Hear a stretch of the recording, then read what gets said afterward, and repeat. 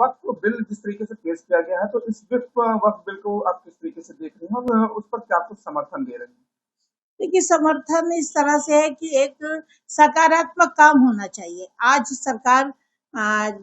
जो कदम उठा रही है, ये कदम बहुत पहले अब पिछली सरकारों और हमारे मजहबी लीडर और समाजी लीडर जो मुस्लिम हैं, उनको मुस्लिम समुदाय की का गरीबी और पिछड़ापन और दुर्बलता पे उनको पे नजर होनी चाहिए, क्योंकि वक्फ की जमीन न दान की जाती है और न ही खरीदी और बेची जाती, क्योंकि वक्फ की जमीन शरई कानून के हिसाब से वो खुद दान कर देते हैं। लोग जो दान करते हैं उनका मकसद ही यही होता है कि समाज के गरीब, पिछड़े और दबे कुचले, गरीब, असहाय, बीमार लोगों के लिए शेल्टर होम हो, आश्रय होम हो, मदरसे हो जो बहुत अच्छे और एडवांस हो, कि एक इमाम मस्जिद मदरसे का या मस्जिद का एक इमाम भी हो तो वो एक IAS ऑफिसर हो, जज हो, अधिकारी हो, समाजी लीडर हो, राजनीति लीडर हो। हमें इमाम की जरूरत है, मुस्लिम कम्युनिटी में इमाम की भी जरूरत है और डॉक्टर और जज की भी जरूरत है। और महिलाओं के अधिकार, जब वो उनके माँ बाप नहीं रहते, उनको तलाक दे दिया जाता है, तो वो कहाँ छत जाए, किसके छत पे जाए? क्या भाई के परिवार के पास जाकर के बैठ जाए, भाई अपने परिवार को पाले कि तलाकशुदा बहन का जीवन गुजारा करे? तो इसलिए वक्फ की जमीन का यही मकसद है कि मुस्लिम कम्युनिटी के गरीब और असहाय और बेसहारा लोग, बीमार लोग, उनके लिए हॉस्पिटल हो, एजुकेशन सेंटर हो, शेल्टर होम हो, कारखाने हो, ताकि वो सामाजिक और आर्थिक स्थिति में बेहतर हो जाए और वो देश का, मुस्लिम समुदाय का, खानदान का, अपने परिवार का खुशहाल जिंदगी जी सके। तो जब ये काम अभी तक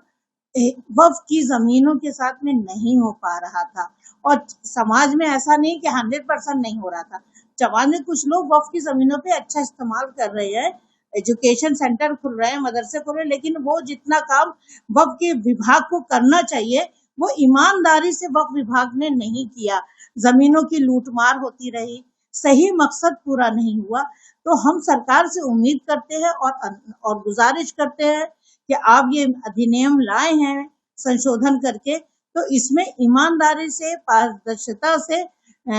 वक्फ की जमीनों को बिना किसी लूटपाट के वो समाज की दबे कुचले लोगों के लिए शेल्टर होम हो, आश्रय होम हो, मदरसे हो, कारखाने हो, मदरसा मॉडर्नाइज हो, ताकि वहां से इमाम भी निकले और जज और IAS अधिकारी भी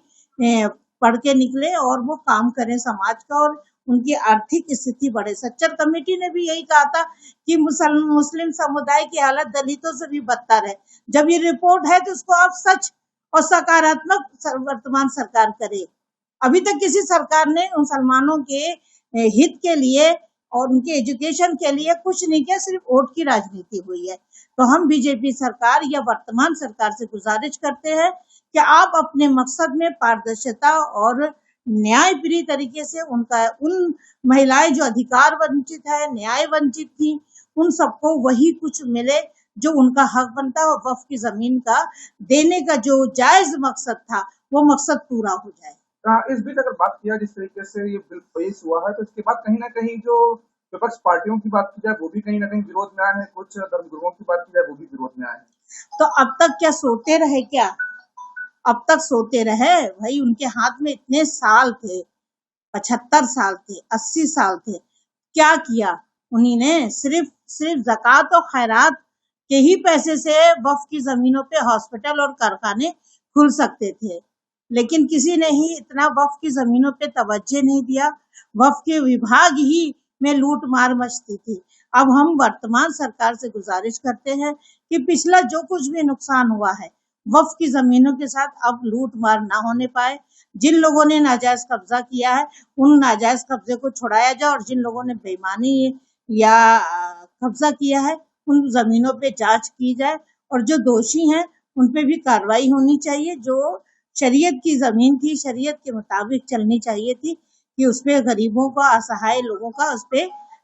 शेल्टर होम हो, कारखाने हो, एजुकेशन सेंटर हो, उसमें ताकि समाज की मुस्लिम गरीब तबका वो भी सामाजिक और आर्थिक और शैक्षिक तरीके से विकास करे और देश का भी विकास हो और मुस्लिम कम्युनिटी में भी खुशहाली आए।